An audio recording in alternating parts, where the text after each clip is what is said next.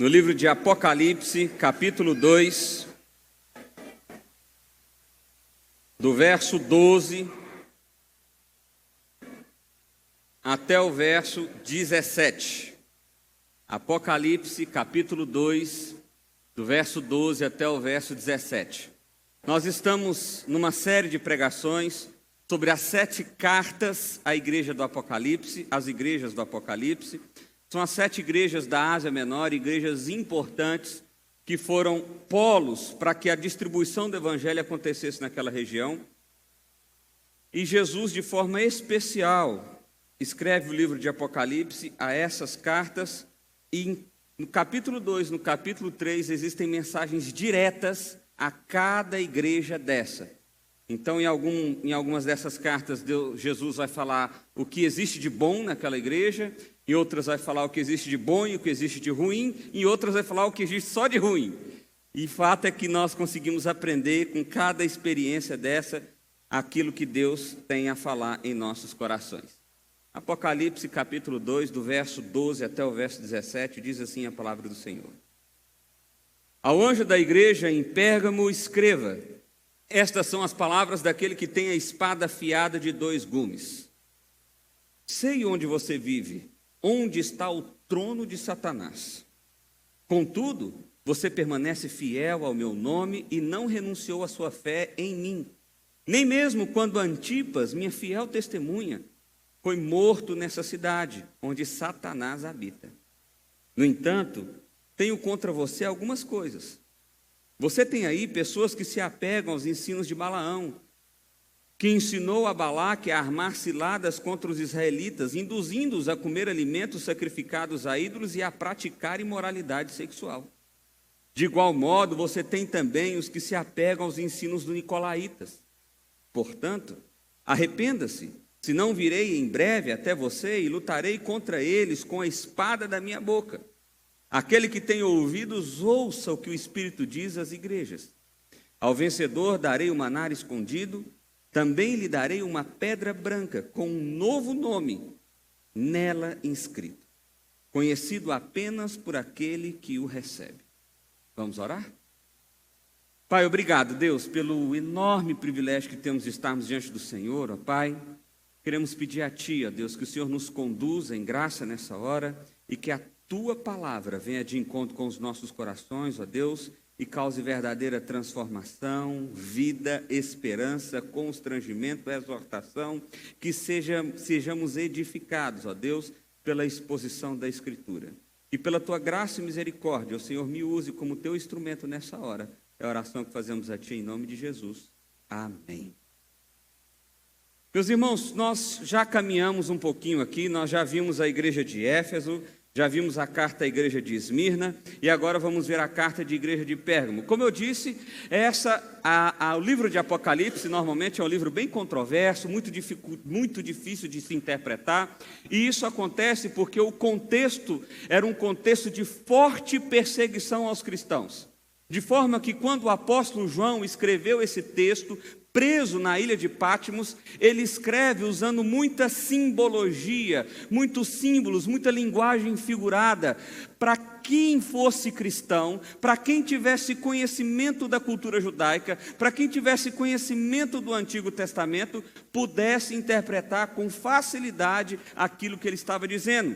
E se alguém do Império Romano tivesse acesso a essa carta, no mínimo ia pensar que João estava doido depois do capítulo 4. Porque é 7 não sei o quê, é 12 não sei da onde, é besta que sai do mar, é besta que vem da terra, é não sei o que acontece, é um monte de símbolos que tem, que o pessoal pega, depois ele surtou, ficou velho, coitado, então deixa esse negócio para lá, pode levar essa carta. A ideia era justamente essa. Pois bem, nós já vimos aqui que Jesus tem uma mensagem especial para Éfeso, para Esmirna. Na Esmirna é uma das cartas em que não existe coisa ruim, ou pelo menos não existe uma bronca de Jesus com a igreja, mas na carta à igreja de Pérgamo existe tanta coisa boa quanto coisa ruim. Para que a gente possa entender, você tem que saber o que está acontecendo aqui. Pérgamo era uma cidade muito importante, era a capital da Ásia Menor. No Império já tinha 250 anos que essa era a capital da Ásia Menor, Pérgamo, Era uma cidade grande, a cidade tinha mais ou menos 200 mil habitantes, um pouco mais do que isso. Então isso para aquela época era uma verdadeira metrópole. Essa cidade era muito importante porque ela tinha a segunda maior biblioteca daquele tempo. Ela só perdia para a biblioteca de Alexandria. Então tinha mais de 200 mil pergaminhos na biblioteca de Pérgamo. E Pérgamo também era importante porque, como ela era a capital do Império Romano naquela região, então era o poder do Estado manifestado ali. E naquela época, o imperador fazia um culto a ele como exigência de todo cidadão que estava debaixo do Império Romano. De forma que pelo menos uma vez por ano, as pessoas iam à praça pública, havia uma estátua do imperador erguida ali no meio da cidade, e eles tinham que adorar a essa estátua. E quem não adorasse, tinha os seus bens confiscados, tinha a possibilidade de compra e de venda, ou seja, de comercializar impedida, e até mesmo era expulso das suas próprias casas e perseguidos e alguns mortos. Então esse é o contexto. Existia também na cidade de Pérgamo alguns templos famosos, templos bem famosos.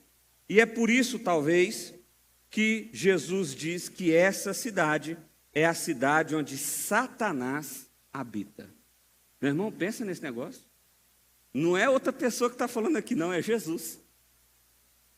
Ele diz assim para a igreja: olha, eu sei onde você vive, é onde está o trono de Satanás.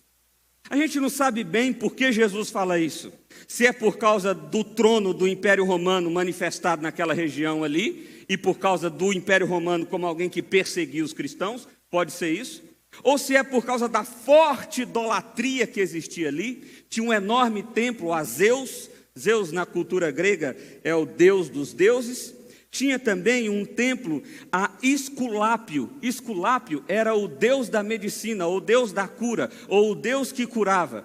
Então, por causa disso, existia uma espécie de faculdade de medicina ali em Pérgamo. E os sacerdotes eram conhecidos em toda a região, vinha gente de tudo que é parte, para receber curas, para receber remédios, para receber alguma instrução diante da doença que estava passando. Aliás, sabe qual é o símbolo de...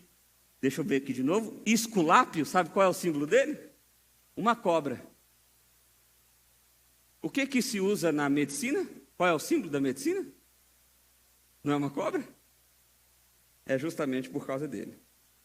De forma que existia muita idolatria, muita imoralidade sexual e uma forte manifestação do Império Romano opressor naquele momento em relação aos cristãos, em relação aos cristãos. Por uma dessas razões, ou por todas elas, Jesus chama Pérgamo de a cidade aonde habita Satanás, onde o trono de Satanás está estabelecido. De forma que não era muito fácil ser igreja ali, você concorda comigo? Porque se você não adorasse o imperador, se você não se tivesse envolvido nos valores sociais daquele momento, você de alguma forma era excluído, você de alguma forma era banido, ou até mesmo perseguido e morto. Mas existia uma igreja ali, e Jesus fala uma coisa fantástica dessa igreja. Ele diz assim: olha, apesar desse contexto de forte perseguição, de forte idolatria, dessa cidade que é terrível para se viver a realidade do cristianismo, apesar disso, e eu sabendo disso tudo, eu quero dizer que eu estou feliz com vocês, porque vocês permanecem fiel ao meu nome. Isso significa que quando tinha o culto ao imperador, ou o culto a outros deuses, eles não se curvavam a esses deuses. Essa igreja não era uma igreja dada à idolatria. Ela se conservava fiel a Jesus em relação a isso, ou seja, eles adoravam somente a Deus, de fato somente a Deus, mesmo nesse contexto terrível. Ele ainda diz: olha, vocês não renunciou à minha fé, nem mesmo quando Antipas aqui a gente não sabe se é um título ou se é de fato uma pessoa, aliás, se é o nome de uma pessoa, mas o fato é que é uma pessoa. Nem mesmo quando Antipas, minha testemunha fiel, ou minha fiel testemunha, foi morto nessa cidade. Provavelmente Antipas foi um desses que foi pego não adorando a estátua do imperador, e por causa de certo ele deve ter falado: olha, eu não vou adorar porque eu sou cristão, então eu não prostro não. Devem ter confiscado os seus bens, devem ter tirado ele da casa, devem ter prendido ele, e ele falou: não, eu não vou mudar. A minha postura é essa. Pois bem, ele foi morto por causa disso, e diante dessa cena é bem possível que alguns da igreja devem ter ficado assim meio amedrontados. Você não ficaria? Espera aí, o cara é lá da igreja, a gente está junto lá, e de repente esse cara foi morto agora, para todo mundo ver, só porque ele é cristão. Mas Jesus diz: nem mesmo quando isso aconteceu, vocês titubearam, vocês permaneceram fiéis. Vocês permaneceram fiéis aonde Satanás habita. Mas, meu irmão, a gente pode ter um bom exemplo, a gente pode ter uma boa postura de fidelidade em nossas vidas. A gente pode fazer uma coisa certa em determinada história da nossa vida, mas se isso não for um ato contínuo, se isso não for um ato permanente, isso não passa de apenas um ato, não é um relacionamento real, sincero e verdadeiro com Deus.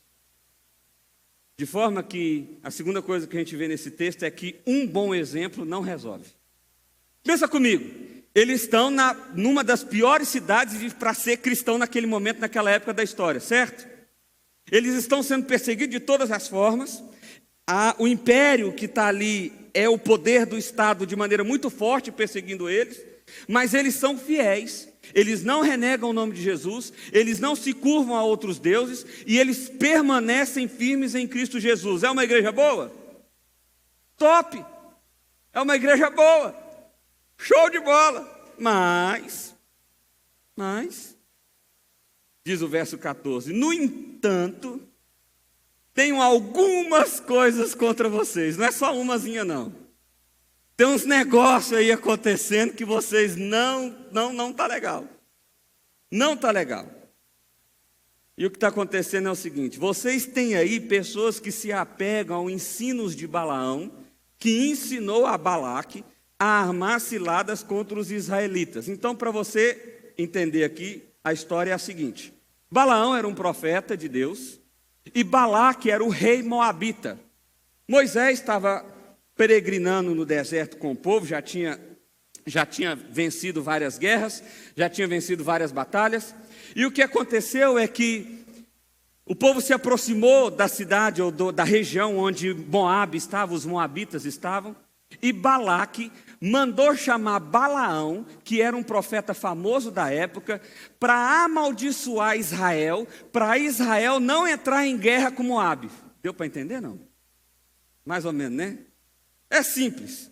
O rei contratou o profeta para falar para os israelitas: não é para vocês atacarem o reino dos moabitas. É isso.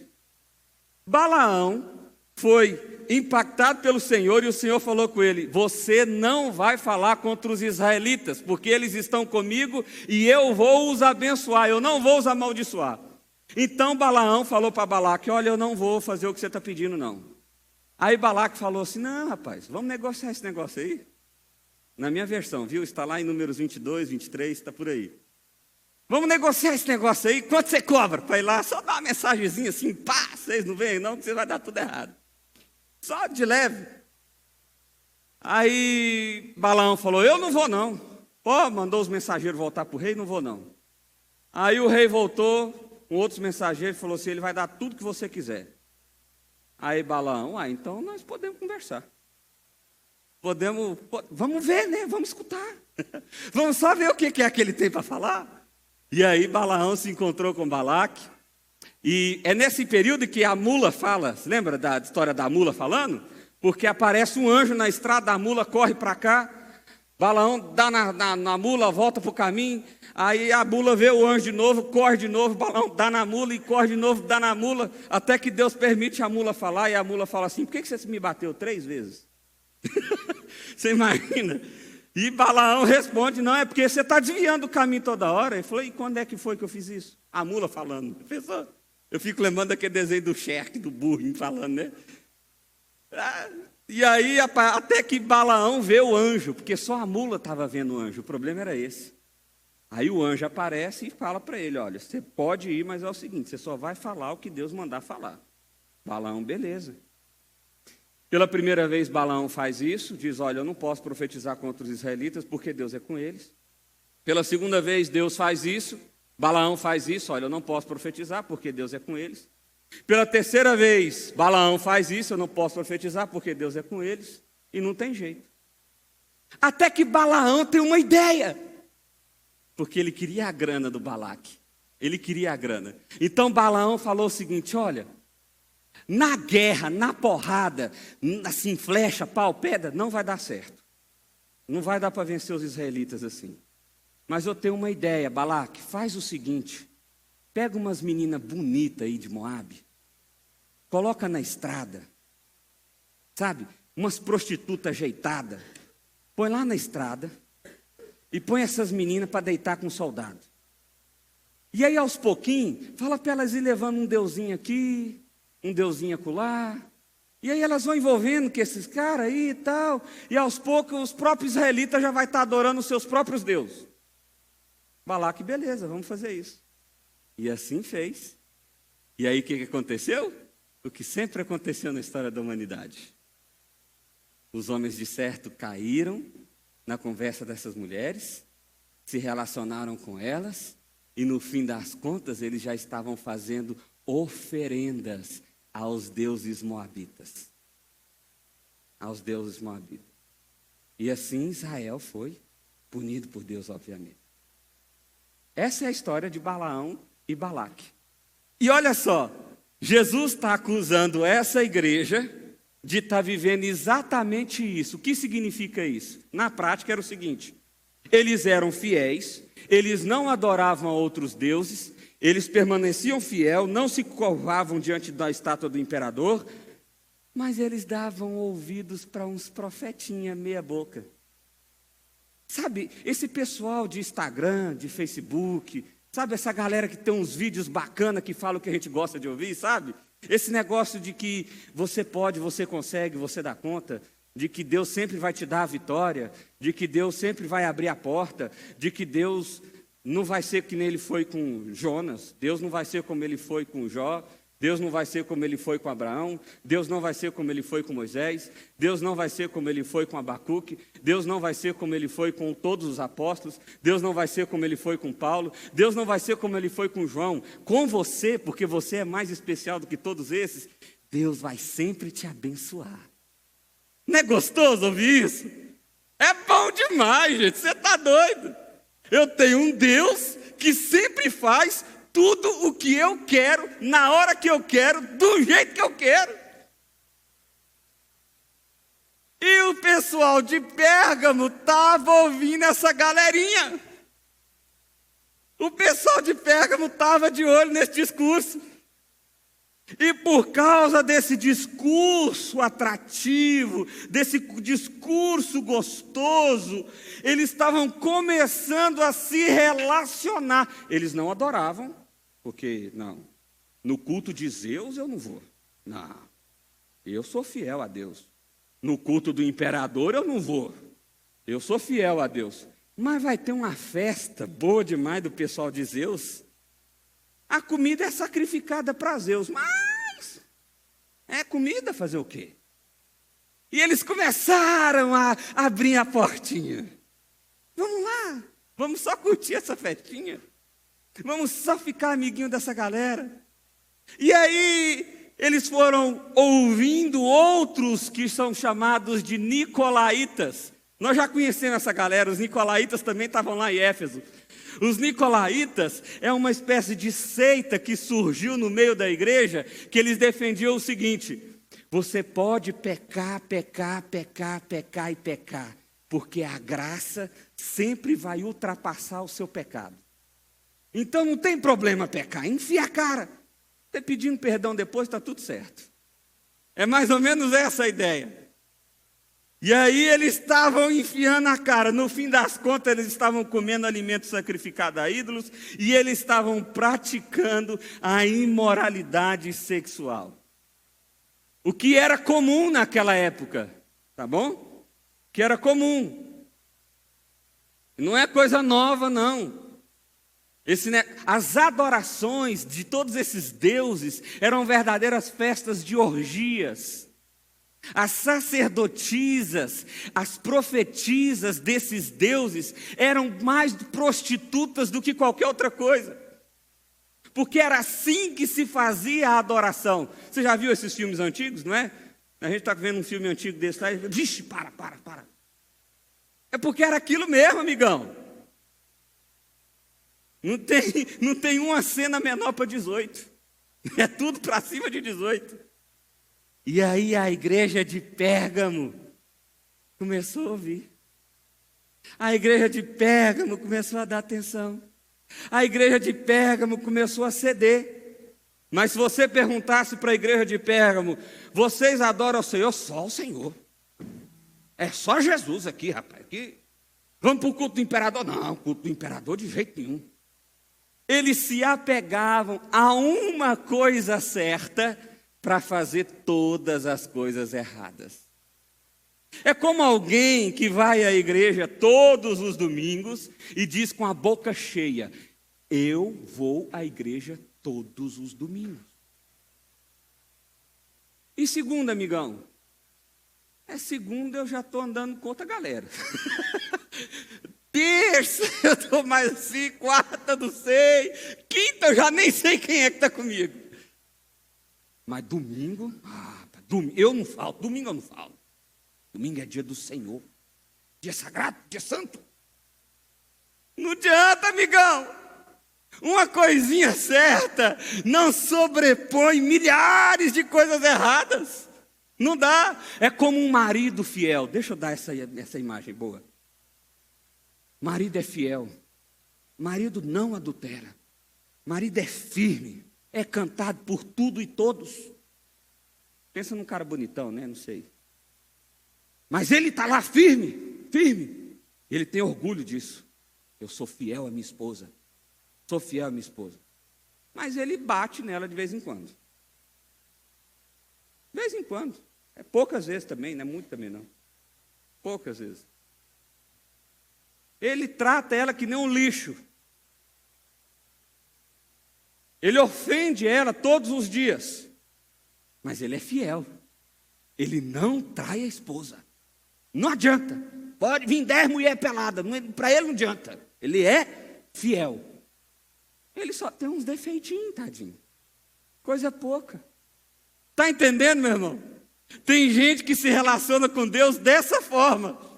Adota uma coisa de valor, uma coisa que para ele ou para ela é cara, firma-se nessa coisa e abandona todas as outras, deixa o pau quebrar. Deixa para lá. Não é assim. Jesus está dizendo, ei, eu sei que o contexto de vocês é difícil. Eu sei que a cidade em que vocês estão não favorece. Inclusive eu sei que Satanás mora aí. E eu sei que vocês são fiéis. Até quando mataram Antipas, vocês permaneceram fiéis. Mas isso não está adiantando.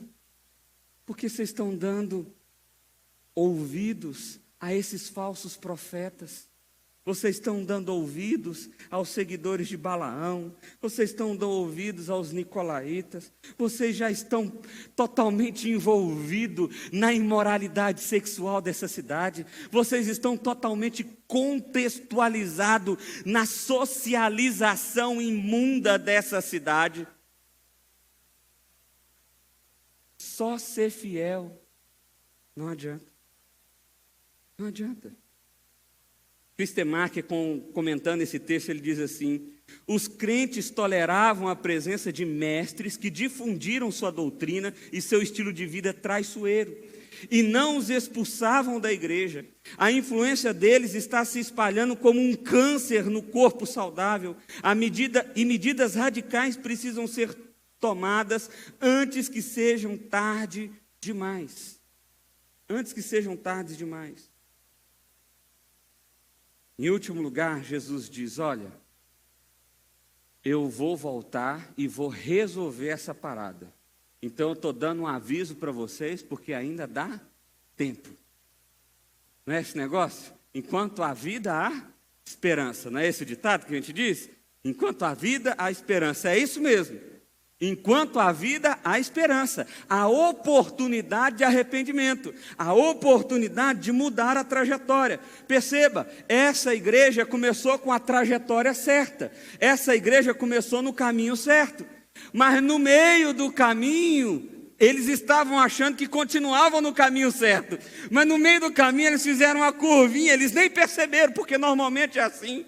A gente vai se entregando ao pecado, o pecado vai tomando conta do nosso ser, da nossa vida, e a gente não vai percebendo, a gente só vai andando. E se alguém perguntar, a gente diz: não, eu estou caminhando no caminho do Evangelho, eu estou caminhando no caminho da cruz. Mas quando você percebe, amigão, você já está indo para o outro rumo, você já está em outra direção, você já está na direção oposta à cruz e ao Evangelho.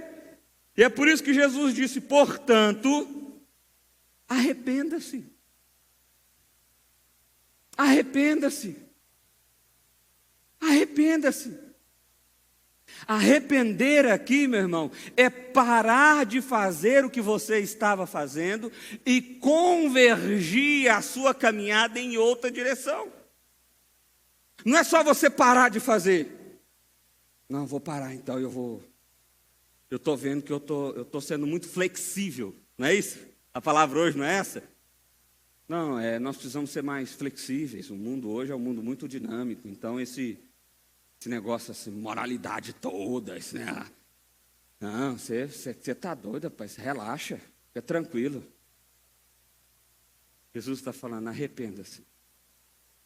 Para de fazer o que você está fazendo. Para de ouvir esses falsos profetas. Para de ouvir os nicolaítas. Para de ouvir uma pregação onde a graça é barata demais. Parece que Deus não é juiz. Parece que Deus não é aquele que vai punir todo pecador. Parece que não é Ele. Parece que é outro. Porque apresenta-se um Jesus que ama tanto, e de fato Ele ama tanto, que parece que Ele é um pai molão. Sabe aquele pai molão? Menino, para de fazer isso. Menino, pare de fazer isso.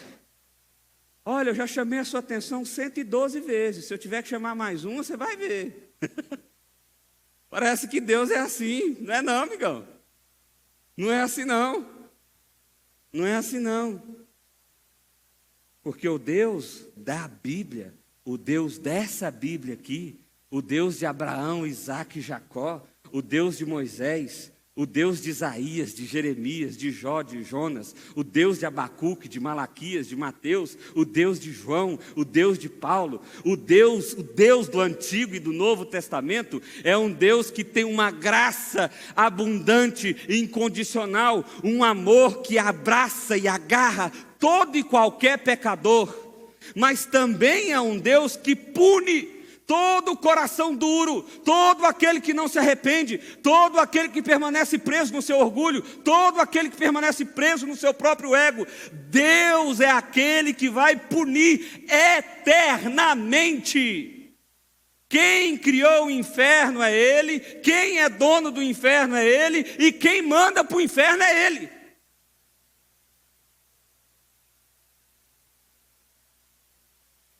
Portanto, arrependa-se. Se não, pareceu minha mãe falando agora. Se não, virei em breve até você e lutarei contra eles com a espada da minha boca. Porque é Ele quem tem autoridade. É Ele quem pune. É Ele quem disciplina. Aquele que tem ouvidos, ouça o que o Espírito diz às igrejas. É interessante que todas as cartas têm essa frase. Aqueles que têm ouvidos, ouça. Porque parece que a ideia dele aqui é: preste atenção no que está sendo dito. Só vou dizer uma vez. É mais ou menos essa a ideia. Não seja algo que entra daqui e sai dali.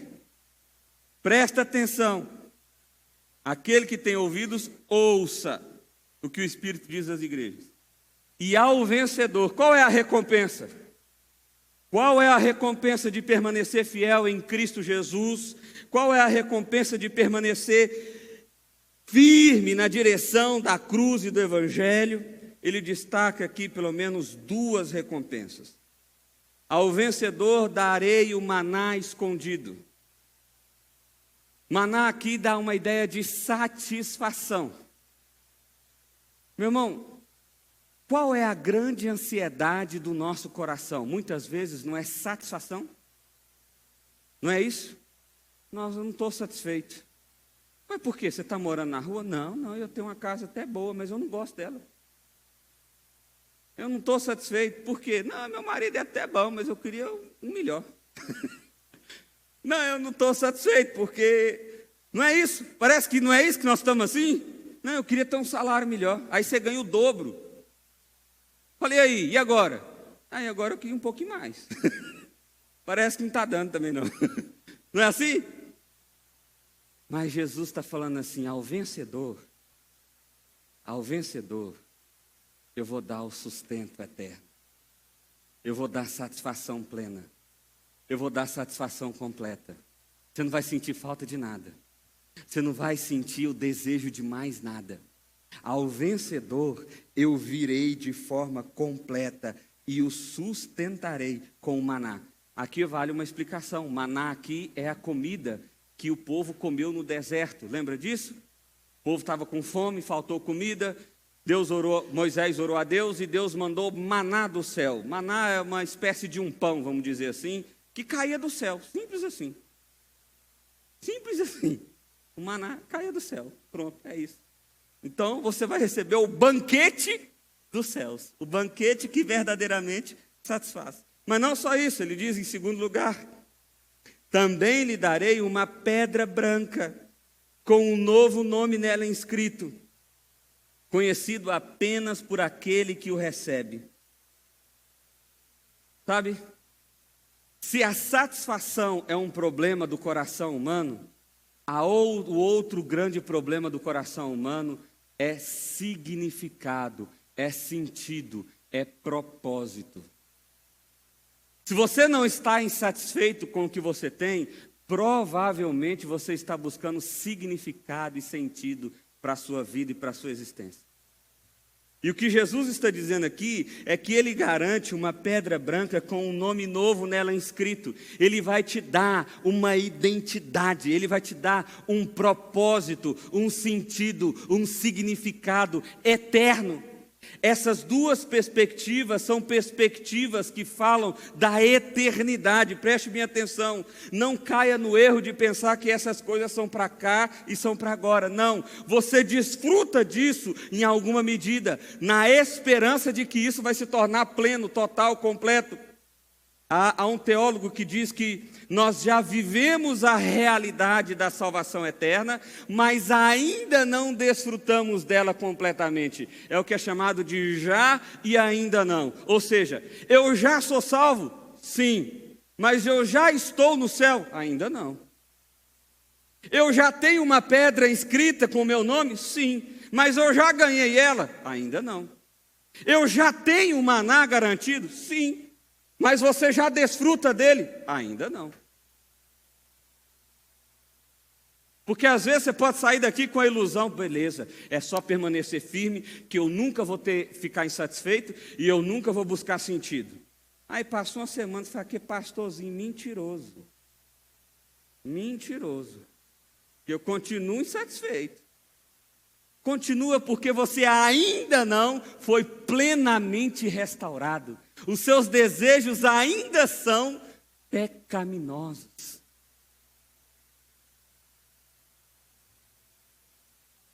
Dr. Heber Júnior, pastor presbiteriano, ele diz assim: quando temos o porvir em mente, isso muda radicalmente nossa percepção do sofrimento. Porque nós não podemos esquecer, o contexto de Pérgamo, que era um contexto de sofrimento, de perseguição, terrível, talvez uma perseguição que eu e você não experimentamos e talvez não vamos experimentar. Mas quando se olha para o futuro, quando tem essa percepção, espera aí, Jesus me garante o maná, Jesus me garante uma identidade, Jesus me garante algo que ninguém pode garantir, satisfação e significado. Jesus me garante isso. Quando eu olho para isso, eu já desfruto disso, na certeza de que isso é real, mas eu ainda não desfruto disso plenamente, totalmente. Para concluir, o que nós precisamos fazer então? Em primeiro lugar, não viva no saudosismo. Saudosismo é aquela galera que gosta de só contar com história antiga, sabe? Ei, rapaz, na década de 80 era bom demais. Porque eu brinquei de carrinho de rolimã, os meninos não sabem o que é isso. Eu tinha peão, os meninos não sabem o que é isso. Sabe, antes que era bom. Tem gente que tem um relacionamento com Deus que é assim. Você vai perguntar para a pessoa, eu tive pessoas, tenho pessoas muito próximas da minha família que são assim. Tiveram um período de juventude muito intenso na igreja, na realidade da igreja. E aí quando você vai discutir com essas pessoas, eles dizem assim, eu conheci tudo. Eu dei aula em escola dominical, eu já preguei, você está... eu conheci tudo. E aí ele está achando que o fato dele ter uma atitude boa, ter tido uma atitude boa lá no passado, isso meio que... Não, já paguei minha dívida, pôr na balança lá, foi um ano assim, ó, top. Não viva do saudosismo não, meu irmão. Tem gente que vive isso, por exemplo, na vida de oração. Pessoas que dizem assim, rapaz, eita, você não sabe o que é orar não. Eu orava todo dia, 2 horas por dia. Ixi, todo mês eu virava, era noite. Eu subia em monte, eu descia em monte e tal. E por que você não faz mais isso? É porque... Mas eu já fiz. Não adianta. Não viva do saudosismo. As histórias do passado servem para nos encorajar o hoje, o agora. Na verdade, você tinha que olhar, você que já teve experiências assim, olhar para trás e pensar o seguinte, paz, eu realmente dou conta, eu já vivi isso. Eu posso, é possível. Pastor, mas eu não tenho experiência nenhuma, eu para ser sincero, a primeira vez que eu vim parar nessa igreja aqui, eu não sei nem o que você está falando. Sem crise. Sem crise. Para você é melhor. Você pode começar do zero e do jeito certo. Isso é igual quando a gente vai aprender a dirigir. Você já viu? Você vai fazer lá a aula com o motorista, com o condutor lá, né? E ele diz assim, você já sabe dirigir? Aí você fala assim, sei. O cara... Vai dar trabalho demais. Porque tem um jeito, né? Tem um jeito certo, tem que fazer assim, fazer assado, ajeitar, não sei o quê. E aí o cara que acha que sabe dirigir, tem que desaprender para aprender. É assim. Agora, se você não teve essa experiência, se você não passou por essas decepções ainda, e você vai começar, ou pretende começar a sua vida de um relacionamento com Deus agora, show de bola, começa do jeito certo. Terceiro, cuidado com os profetas que você tem ouvido. Meu irmão, toda vez que você ouve um pregador, e esse pregador não te constrange em nada, não ouve mais não. Gostei demais dessa palavra, falou demais com meu coração, foi tão bom. Eu senti um abraço tão gostoso. Nossa, que coisa maravilhosa. E vem cá, você não se sentiu desafiado, constrangido? Seu pecado não foi confrontado? Não, ele falou só de amor. Nossa, amor tão gostoso. Corre desse tipo de gente. Corre! Corre, légua! Corre! Porque essa não é a mensagem do Evangelho. Olhe para a Bíblia, olhe para Jesus pregando. Veja se era isso que Jesus pregava. Ele era o amor de Deus encarnado. No entanto, ele desafiou, ele constrangeu, ele combateu, ele enfrentou o pecado. Olhe como ele chamava os fariseus: hipócritas, sepulcros caiados, serpentes. Essa é a mensagem do Evangelho. Olha a mensagem do apóstolo Paulo. Vê que horas que Paulo não confronta o pecado, todas as vezes. Mas pastor, mas então a gente só tem que apanhar? Não! É para você perceber que você não consegue por si próprio. E é por isso que a graça de Deus é tão extraordinária. É por isso que o amor de Deus é tão espetacular. Porque ainda que você não consiga, ainda que você não resolva o seu problema, ainda que você não consiga ser o melhor crente do mundo, a mensagem de Jesus é sempre: arrependa-se. Arrependa-se e vem correndo para mim. Porque os braços do Pai de fato estão abertos para você. Todo coração quebrantado, todo coração contrito, todo aquele que arrepende do seu pecado e corre na direção do Pai, Ele vai sim receber com um abraço gostoso, caloroso, de edificação, de carinho, de cuidado, e vai sim te chamar de filho. Mas isso só vai fazer sentido se antes você perceber o quão miserável pessoa você é. Não ouça um discurso que é apenas gostoso. Se você não for confrontado em nenhum momento, não ouça esse pregador. Pastor, mas ele é tão famoso. Você não é famoso? Não ouça esse pregador. Não faça como a igreja de Pérgamo. A questão não é fama. A questão é a centralidade do Evangelho em Cristo Jesus. Quarto, lembre-se, a mensagem do Evangelho sempre aponta exclusivamente para a glória do Redentor.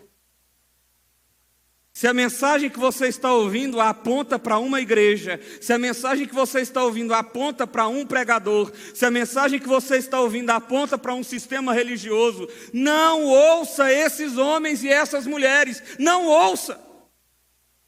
Porque a mensagem do Evangelho aponta exclusivamente para a glória do Redentor, para Jesus Cristo, para o Evangelho de Jesus Cristo. Se Jesus não é o centro dessa pregação, não ouça essa pregação. Quinto, acreditar não adianta se você não viver. A igreja de Pérgamo acreditava fielmente na necessidade de ser fiel. Eles acreditavam na necessidade de não idolatrarem. Mas no fim das contas, eles estavam idolatrando, só não era do jeito que eles achavam que era errado. Acreditar, declarar, dizer: eu sou de Jesus. Não é isso? Não é isso que decepciona tanto a gente no mundo hoje? Pastores que se dizem pastores e de repente estão adulterando, estão mentindo, estão roubando, estão enganando. E a gente olha: está vendo? Até aquele pastor, você está doido. Não é isso que decepciona? Acreditar não adianta, porque não é intelecto, meu irmão. Não é só uma questão de compreensão, mas é uma questão de envolvimento do coração, é uma experiência. É algo que vem de dentro para fora. Se você sabe, mas não sente, você não faz. Eu sei toda a Bíblia. Show de bola. E ela não faz sentido para mim. Então não adiantou nada. Sexto, a esperança certa do amanhã nos faz viver o hoje.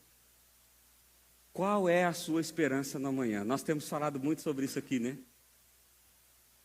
Qual é a sua esperança no amanhã? Qual é a sua esperança no amanhã, meu irmão? Porque o seu dia vai chegar, como o meu e como o de todos. Agora, se eu tenho a esperança de que há um maná preparado para mim, Eu tenho a esperança de que tem uma pedrinha branca lá com meu nome.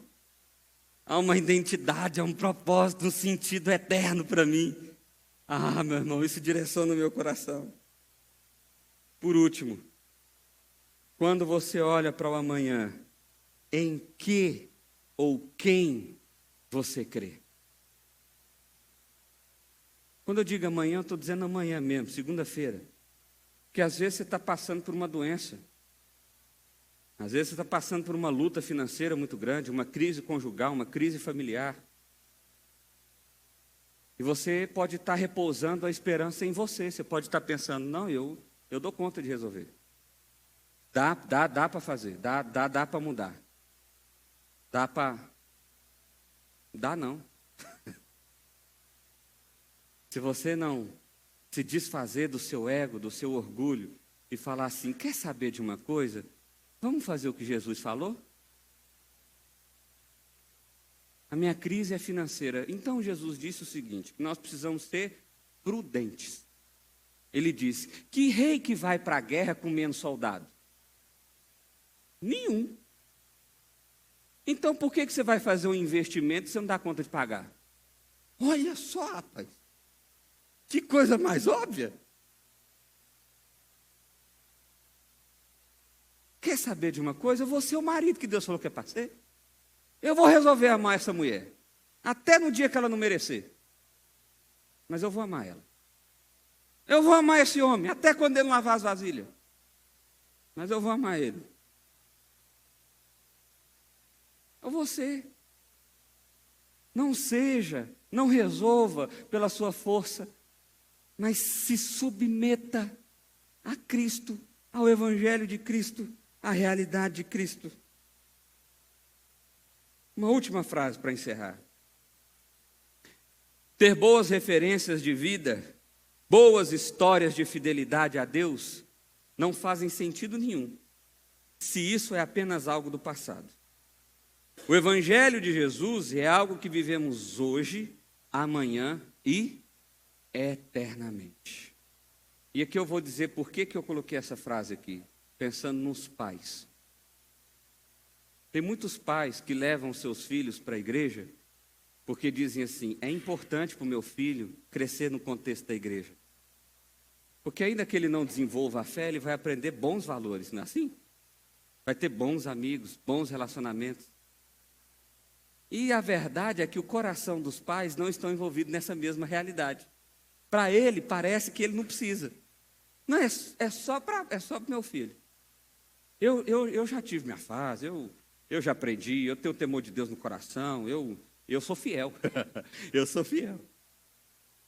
Meu irmão, não adianta ter boas referências de vidas, boas histórias de fidelidade a Deus, não faz sentido nenhum se isso é apenas algo do passado. O Evangelho é algo que deve ser vivido hoje, amanhã e eternamente. Eternamente. Feche seus olhos, vamos orar.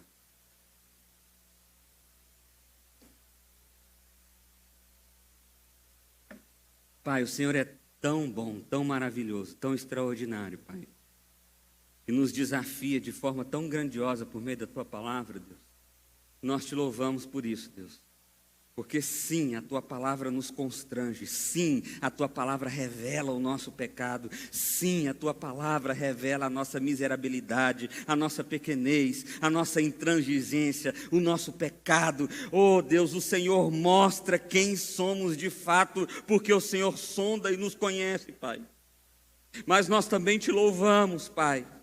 Porque o Senhor também dá um caminho, o Senhor mostra esperança, o Senhor mostra vida, o Senhor mostra que o Senhor nos ama, apesar de quem nós somos, e louvado seja o Senhor por tudo isso, Pai. Nós clamamos a Ti, ó Deus, derrama sobre nós graça, misericórdia e força, porque talvez não estamos num contexto tão difícil quanto o de Pérgamo. Mas é bem verdade que Satanás também não está muito longe de nós, ó Pai. Então nós pedimos ao Senhor, nos ajuda a ser fiel, não só na adoração, mas nos nossos relacionamentos conjugais, de amizades, de comércio, de trabalho, nos nossos sonhos, nos nossos desejos, no nosso lazer. Nos ajuda a ser fiel a Ti, ó Pai. Nos ajuda a viver o amor que o Senhor tem demonstrado por nós. Restaura-nos nele, para a Tua glória, para a honra do Senhor, ó Pai. É o clamor que fazemos a Ti, em nome de Jesus. Amém.